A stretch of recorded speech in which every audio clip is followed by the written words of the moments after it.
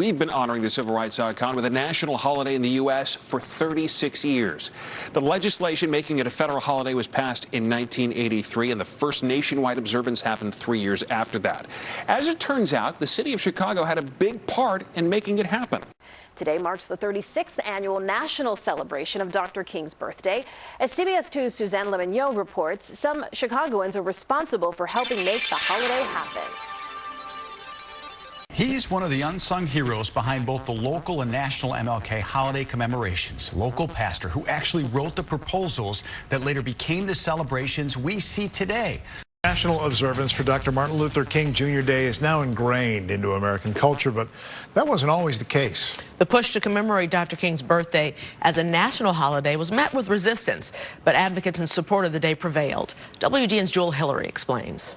For 36 years now, the nation has commemorated Dr. King's birthday as a federal holiday. So depending on your age, you may have always been out of school to observe MLK Day. Although the campaign for a national holiday was ignited shortly after King's assassination, it took time and persistence to achieve. To learn how the day officially entered the national spotlight, we met Pastor Rich Redmond at the Dr. Martin Luther King Jr. Living Memorial in Marquette Park, where King marched August 5th, 1966. It all started with Stevie Wonder. I mean, that song just swept across the nation.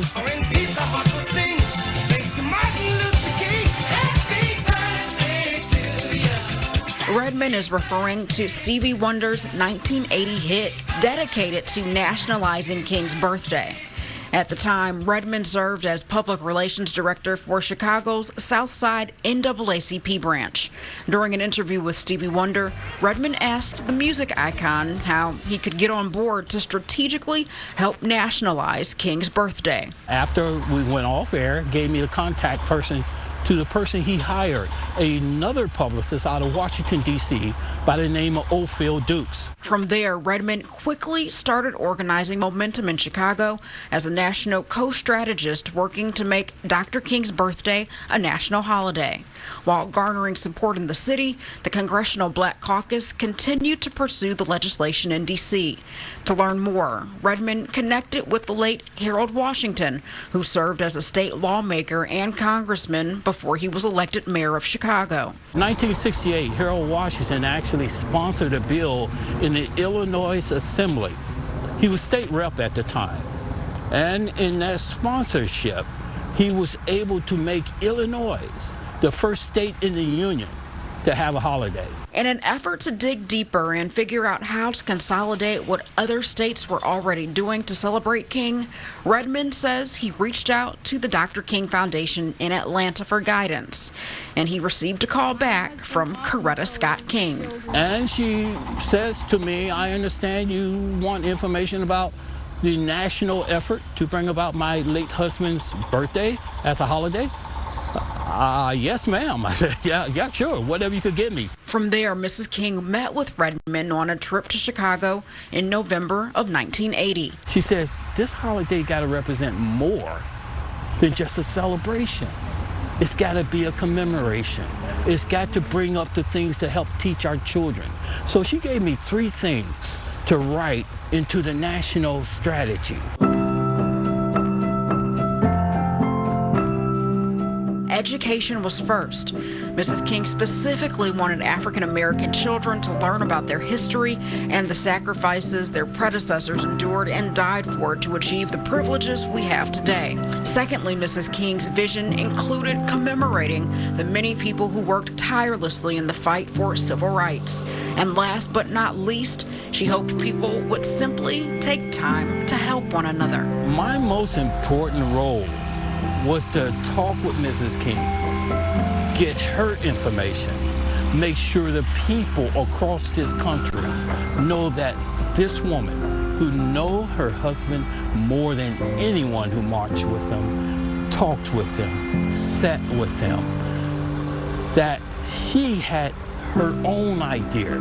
She was the person that pushed to make this a national holiday from 1968. Once receiving his orders from Mrs. King, Redmond incorporated her vision into the national strategy. A few months later, he traveled to D.C., where on January 15, 1981, more than 70,000 people gathered at the National Monument, rallying for a national MLK holiday.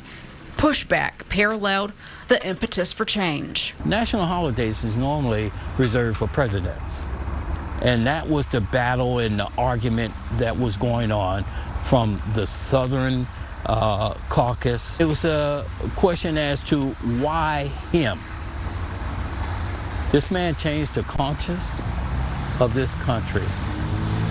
He showed unselfishness, he showed love, he showed the kind of spirit this country should adopt, endow, and live under. There was no other person like him.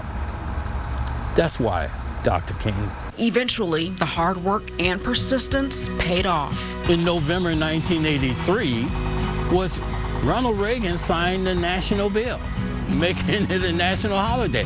Mrs. King was with him in the Rose Garden.